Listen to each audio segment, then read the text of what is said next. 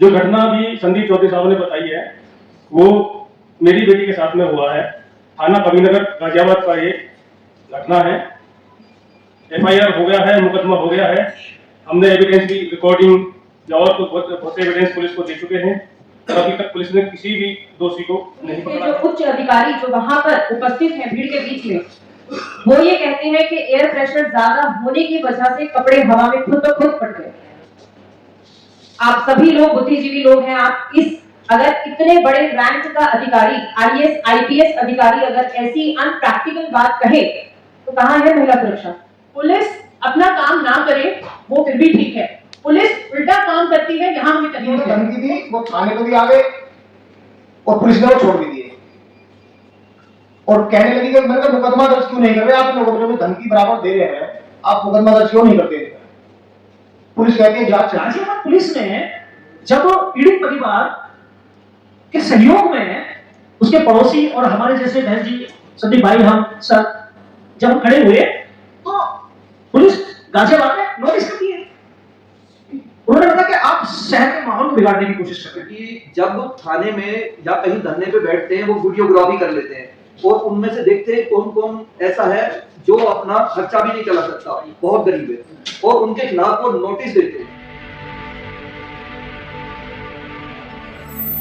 उसके पास जाती है तो बोलती है कि पीड़ित तो निकल गया, हाथ नहीं आया, जबकि पीड़ित बराबर, मैंने पीड़ित परिवार की मदद करी थी, जो दोषी हैं वो बराबर मुझे धमकियां देते रहे। 4-5 धमकियां लगातार आई, 4-5 नंबरों से कॉल आई, जिसकी मैंने कमिश्नर साहब को भी अवगत कराया, DM साहब गाजियाबाद को भी अवगत कराया और अधिकारियों को अवगत कराया कि भाई मुझे बराबर धमकियां आई जान से मारने की। वैसी कॉल भी है, व्हाट्सएप कॉल भी है, व्हाट्सएप कॉल से डायरेक्ट कहा जान से मार देंगे नहीं तो केस से पीछे हट जाओ। पीड़ित परिवार को भी, जो लड़की के पिताजी हैं वो एक जॉब करते हैं सिक्योरिटी गार्ड की, उनको गाड़ी से कई बार टक्कर मारने की प्रयास किया, जिसकी शिकायत उन्होंने भी कमिश्नर साहब को की। उसकी भी रसीद हमारे पास कमिश्नर साहब की भी है, मेरी भी है, जो जितनी बार भी 4 बार मैं गया हूं। जिन्होंने धमकी दी वो थाने को भी आ गए और पुलिस ने वो छोड़ भी दिए और कहने लगी कि मैंने कहा मुकदमा दर्ज क्यों नहीं कर रहे आप लोग, जो धमकी बराबर दे रहे हैं आप मुकदमा दर्ज क्यों नहीं करते? पुलिस कहती है जांच चल रही है, जांच अभी तक पुलिस की खत्म नहीं हुई और बराबर परिवार को प्रेशराइज किया जा रहा है कि आप समझौता कर लो, पीछे हट जाओ वरना अंजाम अच्छा नहीं होगा। बराबर मुझ पर प्रेशर दिया जा रहा है। मैंने उनको बताया कि मुकदमा दर्ज हो चुका है, मैं इसमें कुछ नहीं कर सकता, परिवार अपना मुकदमा खुद लड़ रहा है, मेरा कोई रोल नहीं है, मैं समाज सेवक हूं और मेरा काम है। कोई नंदीग्राम का मामला हो, कोई और का मामला हो, इंदिरापुरम का मामला था, हम लोग कहीं भी कोई दुर्घटना घटती है तो पीड़ित परिवार की मदद करने के लिए निस्वार्थ हो जाते हैं। लेकिन पुलिस कहीं ना कहीं, पुलिस भी और आमजन भी कहीं ना कहीं हम मदद करने वालों को टारगेट करती है कि ये लोग क्यों मैदान मार रहे हैं, क्यों मदद कर रहे हैं। हम लोग कोई राजनेता नहीं है, हम किसान यूनियन अराजनैतिक हैं, हम संगठन चला रहे हैं ईमानदारी से ताकि हम लोगों की मदद कर सकें। जिन लोगों की सुनवाई नहीं होती उन लोगों के साथ खड़े होकर उनका काम करवा सकें और हम लोगों को टारगेट किया जाता है। हम लोग समझ नहीं पा रहे कि प्रशासन भी हमारी मदद क्यों नहीं करता। जब रिकॉर्डिंग दी हमने दे दी, सब कुछ हमने दे दिया कमिश्नर साहब को, 3-3, 4-4 बार हम लोग चले गए, हमारा मुकदमा दर्ज करने में क्या आपत्ति होती है प्रशासन को? और उत्तर प्रदेश में कोई एक घटना नहीं है, बराबर कंटिन्यू घटना है। महीने में अगर 20 घटना ना हो तो कुछ नहीं है। और ऐसा नहीं है कि किसी को बिरादरी का कोई टारगेट है, सभी बिरादरी में सभी तरह के लोगों को टॉर्चर किया जा रहा है और शोषण तो इतना बढ़ चुका है कि पीड़ित परिवार थाने में जाता है, उसकी सुनवाई तो है ही नहीं और पुलिस उसे दबाने का काम करती है कि या तो आप समझौता कर लो बाहर से, नहीं तो मुकदमा आपको लिखा जाएगा। तो आदमी कहीं ना कहीं डरने काम करता है, ना अपने वाले साथ आता। मैं तो प्रशासन से यही अपील करना चाहता हूं कि भाई ऐसे लोगों पर सख्त सख्त कार्रवाई हो ताकि ये लोग आगे घटना को अंजाम देने से पहले 4 बार सोचें। इतनी दर्दनाक घटना अभी इंदिरापुरम में घटी है बिल्कुल 2 दिन पहले ही, जिसमें बॉडी 16 मंजिल से नीचे फेंक दी और हम लोग वहां पहुंचे तो पुलिस उसे करवाने का काम कर रही थी। बॉडी का अपने 10-5 आदमी घुसाए बिना वर्दी वाले, उसे डेड बॉडी उठाने का काम कर रही थी लड़की का। हमने कहा इसका पोस्टमार्टम में परिवार संतुष्ट नहीं है, आप लोग क्यों नहीं कराते इसका पोस्टमार्टम दोबारा? कि डॉक्टर की जांच में हुआ है, डॉक्टर की जांच में दोबारा भी हो सकता है, ऐसा कौन सा प्रावधान है कि आपका परिवार संतुष्ट नहीं है दोबारा पोस्टमार्टम नहीं हो सकता? लेकिन पुलिस खींचातानी इतनी करती है, लाठी चार्ज करने का काम करती है और गुमराह करती है और कोई अगर उसकी आवाज बनने काम करता है तो उसे झूठे मुकदमों में किसी प्रकार फंसाने का काम करते हैं। योगी सरकार में उत्तर प्रदेश में बेटी बचाओ बेटी पढ़ाओ का नारा है, लेकिन कहीं ना कहीं हमें तो वो धूल मिलता दिखाई दे रहा है कि बेटी बचाओ बेटी पढ़ाओ का नारा फिर होता जा रहा है। बेटियों के साथ इतना अत्याचार हो रहे हैं और समाज में लोग अपनी राजनीति को चमकाने में लगे हुए हैं, उन बेटियों की कोई आवाज उठाने के तैयार नहीं होता। तो मैं तो सरकार से यही अपील करूंगा कि योगी जी कम से कम उन परिवारों को ध्यान दो जो आपके दरबार तक भी पहुंचाते हैं और फिर भी निराश रहते हैं, मुकदमा दर्ज भी नहीं हो पाता उनका, उन लोगों पर ध्यान दो। लोगों की आवाज बनते आए हैं, हमेशा उनके लिए खड़े रहे हैं। मुझे बस ये बात अखर रही है कि गाजियाबाद जो कि दिल्ली से चंद किलोमीटर दूर है और दिल्ली एनसीआर का हिस्सा है, वहां से इतने सारे केसेस आ रहे हैं, लगातार हमारे पास आ रहे हैं। पिछले वर्ष एक केस 2 साल की बच्ची के साथ जो बर्बरता हुई, उसके बाद भी आज तक अरेस्ट नहीं हुआ है। उसके बाद अभी पीछे जब मैं इन सब लोगों से जुड़ी हूँ, राखी जी स्पेशली, और जो जहाँ तरीके से वहां पर आवाज उठा रही है गाजियाबाद की अगर आप बात कर ले तो ये तो वो सटा हुआ एरिया है दिल्ली से, जो कि हमारे पार्लियामेंट से कुछ चंद किलोमीटर दूर है। यहाँ पे हमारी छोटी छोटी मासूम बच्चियां सुरक्षित नहीं है, तो यूपी बिहार की और अन्य क्षेत्रों की बात हम कहाँ ही करें और अन्य राज्यों की बात कहाँ ही करेंगे, क्योंकि वो हम सब देखते हैं, हमें सब पता है। मैं चाहती थी कि कोई हमारे जो अभी यहाँ पर प्रेजेंट है मीडिया के भाई बंधु, उन सभी का बहुत बहुत धन्यवाद था, पता है इसीलिए आप यहाँ पर हैं। इस मुद्दे की गंभीरता आज के समय में हमारे हिंदुस्तान में बहुत ज्यादा है, इतनी ज्यादा है कि उसके ऊपर कुछ भी नहीं है। छोटे छोटे अगर मासूम बच्चे, हमारी बेटियां सुरक्षित नहीं है, तो मुझे लगता है इसके ऊपर कोई गंभीर मुद्दा नहीं होना चाहिए। बट जो लोग आए हैं उनका धन्यवाद, जो नहीं आए हैं उनको अपने अंदर झांकने की जरूरत है कि मीडिया को भी देखना चाहिए कि कितना गंभीर मुद्दा है। यहाँ पीड़ित परिवार खुद है, बहुत गंभीर मुद्दा यहाँ पर उठाया जा रहा है। बैकिंग किसी भी संगठन की हो, जरूरी है ऐसे संगठनों का भी होना, और राजनीतिक, क्योंकि कहीं ना कहीं वो होप दिखाते हैं, उम्मीद दिखाते हैं कि हमारी बेटियों के साथ कुछ ऐसे बोल्ड लोग खड़े हैं कि जान की परवाह ना करते हुए भी, क्योंकि इनको भी बहुत सारे जान की धमकियां आ रही हैं। और मैं देख के आई हूँ, मैं खुद वहाँ विजिट जब मैंने किया तो मुझे समझ में आया कि परिस्थितियां जो हैं स्पेशली जिला गाजियाबाद की तो बहुत ही खराब है। मुझे हैरानी है कि कोई इस बात को उठा नहीं रहा, इसीलिए इस प्रेस वार्ता का महत्व है कि कम से कम अभी हम गाजियाबाद पे ही रेस्ट्रिक्ट कर लें तो अनेकों केस आपको ऐसे सुनने को मिलेंगे जो आपको हिला के रख देंगे।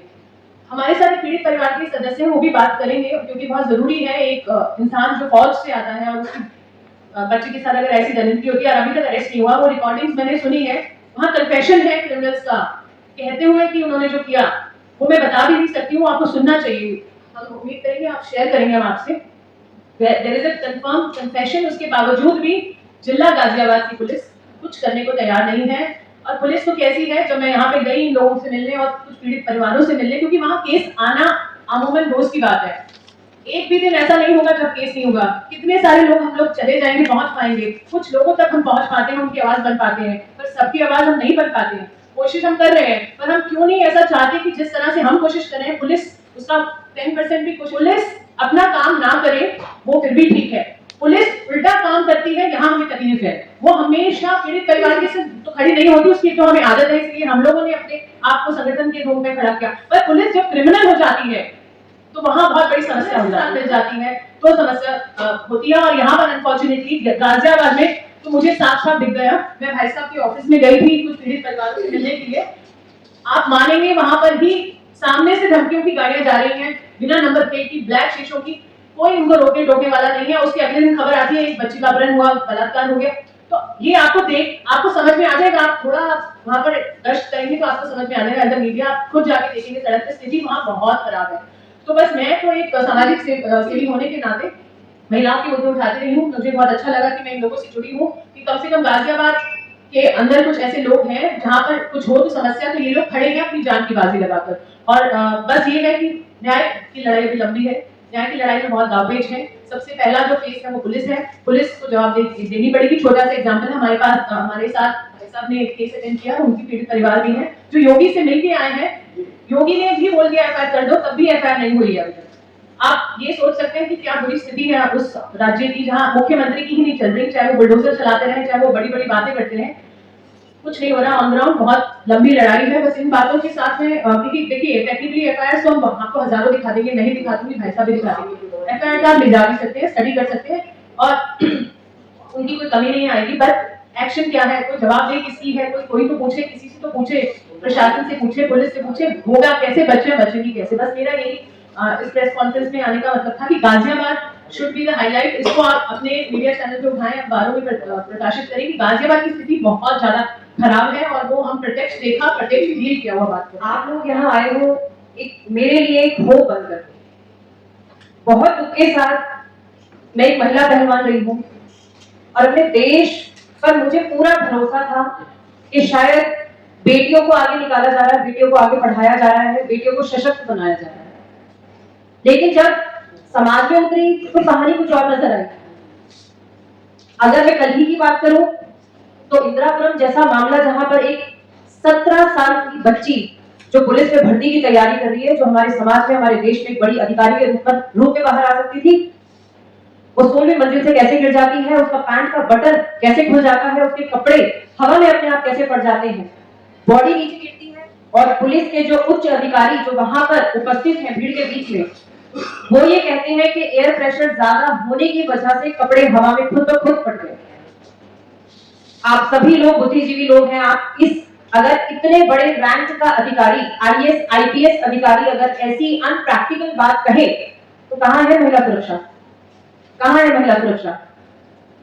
नंदग्राम की बात करूं तो 4 साल की छोटी बच्ची, हाल ही में वो मामला आप सब लोगों के नोटिस में आया, गाजियाबाद का वो मामला जहां 4 साल की बच्ची, न जाने कितने सारे इंजेक्शन, कितने सारे ड्रग्स के बॉटल्स, जहां पर बच्ची की बॉडी मिली वहां पर वो उपस्थित थे। क्यों पुलिस इन सारी चीजों को अनदेखा करती है? बात करूं गैंगरेप जैसे मामले की, जहां आज हमें उपस्थित होना पड़ा आप लोगों के सामने, आपकी मदद हमें लेनी पड़ी कि गैंगरेप जैसे मामले जहां अपराधी के ऊपर 17 मुकदमे हैं और ये सारी चीजें पुलिस के संज्ञान में ऑलरेडी है, उसके बाद भी एफआईआर हुए लगभग 1 महीने का समय हो चुका है, बार बार उन्हें बताने के बाद भी गिरफ्तारी नहीं हुई। कहां है महिला सुरक्षा? एक मामला हमारे भाई साहब, जस्ट अभी मुझे पता चलता है कि एक बहुत छोटी सी बच्ची, 3 साल की बच्ची के साथ में छेड़छाड़ होती है उसके प्राइवेट पार्ट्स में। उसकी कंप्लेंट के लिए वो गरीब परिवार बाहर निकलता है तो उसकी माताजी के साथ में वो अपराधी बलात्कार करते हैं। पीड़ित परिवार, गैंगरेप का मामला है, पीड़ित परिवार माननीय योगी जी के पास जाते हैं, 1 महीना लगभग हो चुका है और उनकी एफआईआर अभी भी नहीं हुई है। तो कहां है महिला सुरक्षा? आज मैं आप सब लोगों से, मैं नहीं जानती कि बहुत सामान्य सी लड़की हूं मैं राजनीति नहीं समझती, मैं चाटुकारिता नहीं समझती, मुझे बस एक चीज समझ में आती महिला होने के नाते कि अब हमारे समाज की स्थिति वाकई में बहुत गंभीर हो गई है, क्योंकि बेटी या बहन सिर्फ मेरे परिवार में नहीं है, सभी के परिवार में है। माँ तो सभी की है, पैदा तो हम सभी लोग हुए हैं, तो ना अब माँ सुरक्षित है, ना छोटी छोटी बच्चियां सुरक्षित हैं। अभी योगी जी नवरात्रों में बच्चियों का पैर पूजन कर रहे थे, उन्हें चुनरियां उठा रहे थे, उनको देवी की तरह पूज रहे थे, और एक छोटी सी बच्ची उनके दर पर जाती है कि उसके साथ छेड़छाड़ हुई, तो क्यों अभी तक एफआईआर नहीं लिखी गई? कहते हैं ना माननीय योगी जी कि जिस दिन महिलाओं को अगर छेड़ा जाएगा, यमराज आपको दूसरी ही गली में खड़ा नजर आएगा। कहां है यमराज? और जहां हम एक प्रयास कर रहे हैं कि ऐसे मामलों पर सच में अब रोक लगनी चाहिए, अब सबको जागने की जरूरत है। अब सरकार को किसी भी मुद्दे पे तुम राजनीति करते रहो भाई, महिलाओं की सुरक्षा को लेकर राजनीति मत करो, इसको खेल मत बनाओ। आज हम आपके सामने इसलिए आए हैं कि स्थिति बहुत ज्यादा गंभीर है। We have lots of multiple cases, चाहे छोटी सी बच्ची हो, चाहे 80 साल की बुजुर्ग महिला हो, चाहे 19 साल की लड़की हो, चाहे 20 साल की लड़की हो, सुरक्षित सच में कोई नहीं है। और कल को शायद मैं भी नहीं जानती कि एक समाज सेविका हूँ, एक महिला पहलवान हूँ, समाज में आगे आ रही हूँ ऐसे मामलों को रोकने के लिए, ना जाने मेरे साथ कब क्या हो जाए। तो मैं तो अपनी भी सुरक्षा की बात करती हूँ। आप सभी लोगों को मैं हाथ जोड़ के धन्यवाद बोलूंगी कि चाहे आप चुनिंदा लोग ही यहाँ आए, एक होप बन के आए हो, इस आवाज को यहाँ से बाहर एक क्रांति का रूप देने की जिम्मेदारी आप सभी भाई बहनों की है।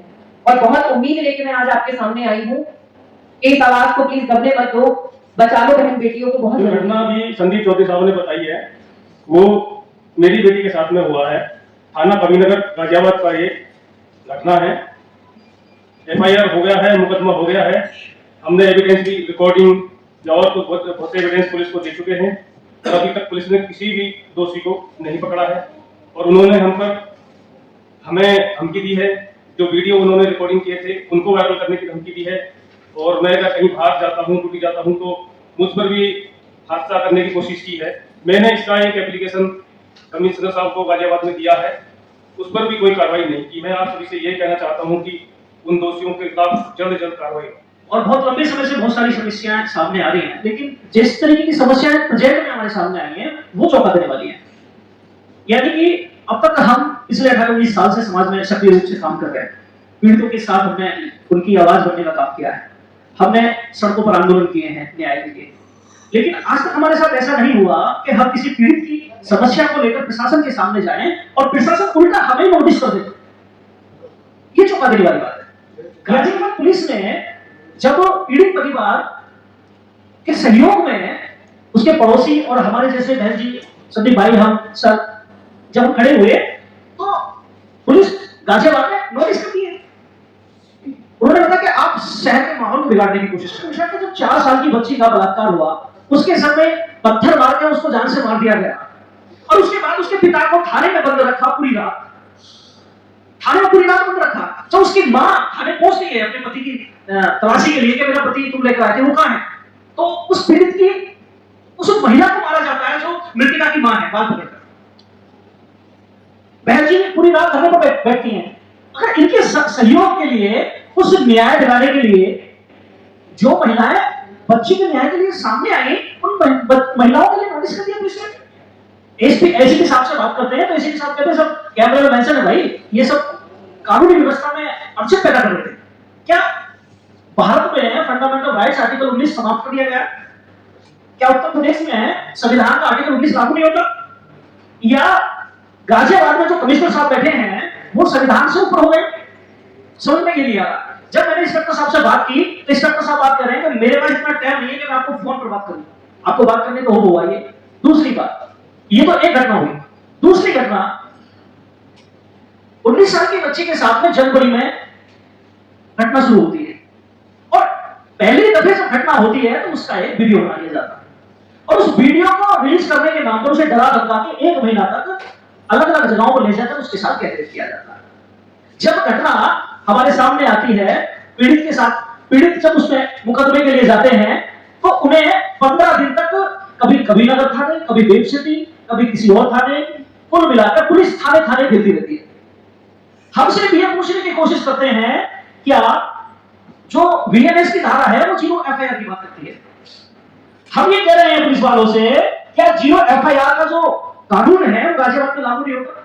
कबीरनगर कहता है वेब सिटी में घटना हुई है, वेब सिटी कहता है कि बापूधाम में घटना हुई है, बापूधाम कहता है कबीरनगर में हुई है। हम ये मान लेते हैं कि तुम तीनों थानों के बीच में घटना ही नहीं हुई, तो क्या आप 0 एफआईआर नहीं कर सकते? यानी कि आप थाने के अंदर बैठकर पीड़ित को और ज्यादा पीड़ित करने की कोशिश कर रहे हैं। इसके बाद जब मुकदमा पंजीकृत हो जाता है तो भाई संदीप को जान से मारने की धमकियां मिलती है, ऑडियो अवेलेबल है, आपको मिल जाएगी। इसके बाद एक घटना हो जाती है, एक 4 से 5 साल की बच्ची, अब से 6 महीने पहले, उस बच्ची को अकेले में पाने पर उनका पड़ोसी उस बच्ची के प्राइवेट पार्ट्स को हाथ लगाता है, प्राइवेट पार्ट्स को हाथ लगाता है, बच्ची के साथ गलत हरकतें करता है, उसके होठों को छूता है। पुलिस को 112 पर कॉल की जाती है, पुलिस आती है, बच्ची के बयान लेती है, लेकिन बच्ची अनुसूचित जाति की है। पहली बात तो उसमें पोस्को करनी चाहिए थी, जाहिर सी बात है, पोस्को नहीं लगाएगी, उस घटना में पोस्को नहीं लगाएगी, नॉर्मल सी खत काट देगी जिसमें ना तो पोस्को है ना ही अनुसूचित जाति अत्याचार निवारण अधिनियम यानी कि एससी एक्ट। उस घटना को पुलिस ने इतना धीमा और इतना कमजोर कर दिया, उसके 6 महीने के बाद यानी कि 11 मार्च को उस छोटी बच्ची की मां बाजार जाती है और बाजार से जब वो आ रही होती है सब्जी लेकर तो वो जो अपराधी थे वही लोग उसके पीछे लग जाते हैं, पीछे से मुंह पर रुमाल लगाते हैं, जब वो बेहोश हो जाती है उसे गाड़ी में डालते हैं, गाड़ी में डाल के ले जाते हैं, 4 लोग मिलकर उसका सामूहिक बलात्कार करते हैं। जब ये घटना उसके हस्बैंड को पता चलती है, उसके आदमी को जानकारी मिलती है तो वो इसका विरोध करते हुए यहां पर थाने जाते हैं, थाने से उन्हें भगा दिया जाता है। थाने से भगाने के बाद वो मुख्यमंत्री के आवास पर जाते हैं, मुख्यमंत्री जो दरबार लगाते हैं, मुख्यमंत्री उनकी समस्या को सुनकर फोन करते हैं आईजी को। पीड़ित लखनऊ से वापस आने के बाद आईजी से मिलता है, यानी गाजियाबाद पुलिस कमिश्नर से। पुलिस कमिश्नर पीड़ित को थाने भेज देते हैं, यानी कि घंटाघर थाने। घंटाघर थाने में जो इंस्पेक्टर साहब बैठे हैं वो जो कमिश्नर साहब के पास एक सिर्फ मिलती है उसे लेकर उनके हाथ से फाड़ देते हैं और उन्हें ये कहते हैं कि दोबारा थाने में दिख गया तो तुझे जान से मार दूंगा। उस पीड़ित परिवार को किसी तरीके से मेरा हमारा नंबर कॉन्टेक्ट नंबर मिल जाता है, वो हमसे दुआ लगाता है। जब हमें जानकारी मिलती तो हम ये पूछते हैं कि क्या सच्ची घटना है? भाई साहब बिल्कुल सच्ची घटना है। कि अगर झूठ हुई तो तुम जेल जाओगे? तो अगर भाई साहब जेल नहीं, पुलिस से कहकर मुझको गोली लगवाना, ठीक है, पुलिस से बात होती है। कल उस मुकदमे में जब हमने हस्तक्षेप किया तो मुकदमा तो पंजीकृत हो गया, लेकिन कल से अभी तक मेडिकल के लिए पुलिस और मेडिकल टीम ने लड़का रखा हुआ है। ये कितनी गंभीर बात है। पुलिस अगर अपना काम कर रही होती तो शायद हमारे जैसे लोगों को आवश्यकता नहीं अपना समय और पैसा बर्बाद करने की।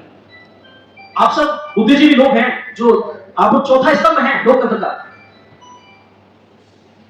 ऐसा महसूस होता है कि गाजियाबाद के उत्तर प्रदेश में कि जैसे कानून है ही नहीं। कानून विशेष धर्म के लिए या विशेष लोगों के लिए बना है, जो अगर जरा सी घटना हो जाए तो बिल्डोजर चला जाता है योगी जी का। लेकिन जो एक्चुअल घटना हो रही है उनमें पुलिस कार्रवाई नहीं कर रही, और जो समाज सेवी वो पीड़ितों के साथ खड़े हैं न्याय दिलाने के लिए, उनको नोटिस भेजे जा रहे हैं। ये अपने आप में दुख का विषय है। अब ऐसा लगने लगा है कि जैसे भारत का लोकतंत्र समाप्त कर और भारत पुनः 1950 में लौट गया हो। एक घटना में 22 अप्रैल 2025 को एक बच्चा जिसकी छोटी नाबालिग बहन को छेड़ा जाता है नीमका थाना के अंदर, वो अपनी बहन के छेड़ने का विरोध करता है अपराधियों से। उसके दूसरे दिन उस बच्चे को मार दिया जाता है। उसे इतना मारा जाता है कि उसकी सर की हड्डियां तोड़ दी जाती है, पैर की हड्डियां तोड़ दी जाती है, बाजू तोड़ दी जाती है और रेल में ट्रैक्टर फेंक दिया जाता है। पुलिस उस पर मुकदमा नहीं करती। पीड़ित पिता रिटायर्ड फौजी है, पीड़ित पिता रिटायर्ड फौजी है। 223 दिन तक धरने पर बैठना पड़ता है उस व्यक्ति को।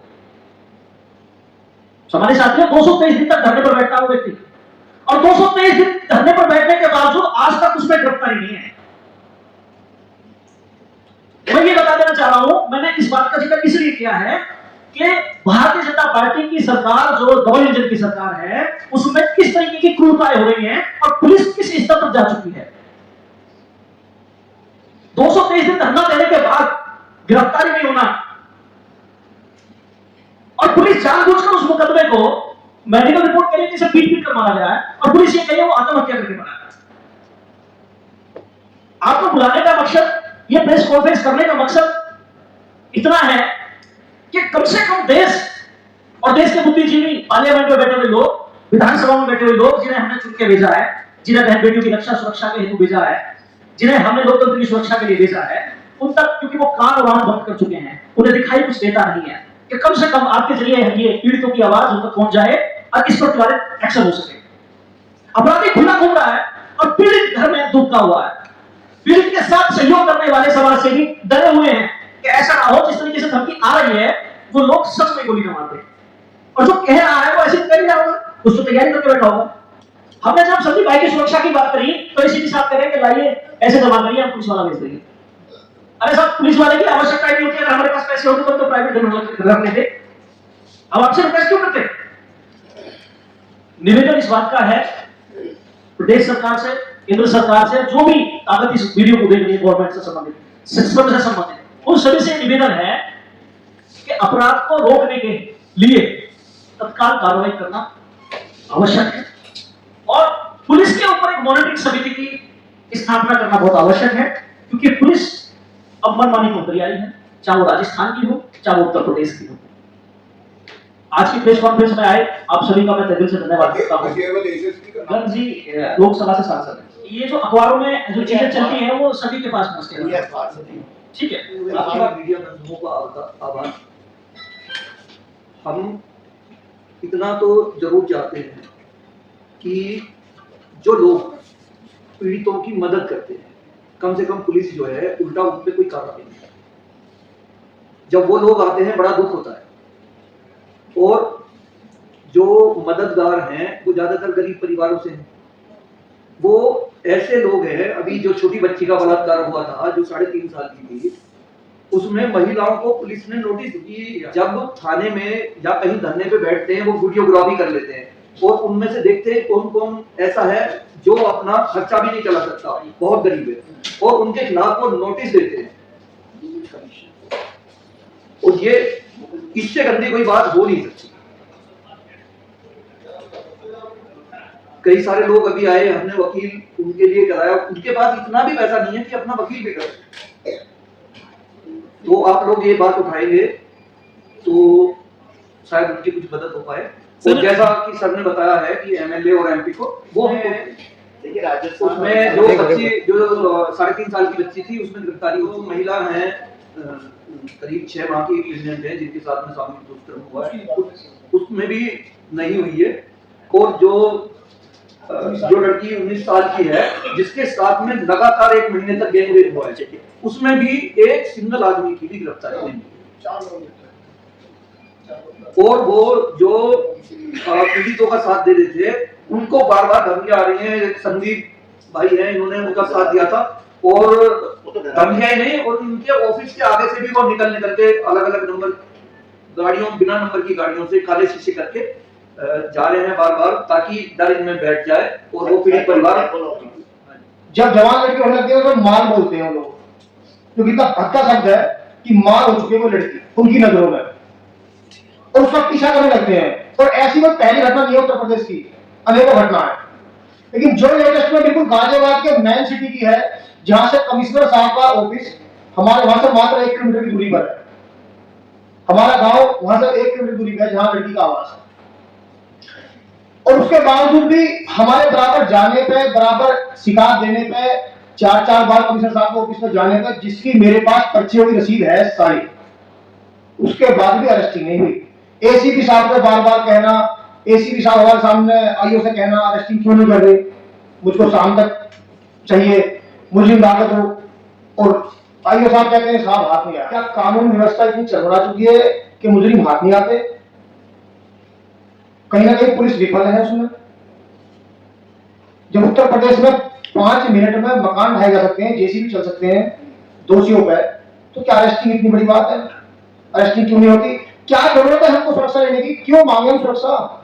आप कानून व्यवस्था भी सही करो, हमें सुरक्षा की जरूरत नहीं है, हम तो सुरक्षित खुद ही हो जाएंगे। लेकिन सुरक्षा की जरूरत हमें जब पड़ेगी ना, दोषी बाहर घूम रहे हैं खुलेआम, पिस्टल के दम पर लड़की को ले गए, वो गैंगरेप की घटना कर दी, और 4-5 बार 1 महीने के अंदर करके, और लास्ट में मारपीट भी कर दी लड़की के साथ। जबरन गाड़ी में खेच रहे हैं और कुछ लोगों ने विरोध किया तो उनसे मारपीट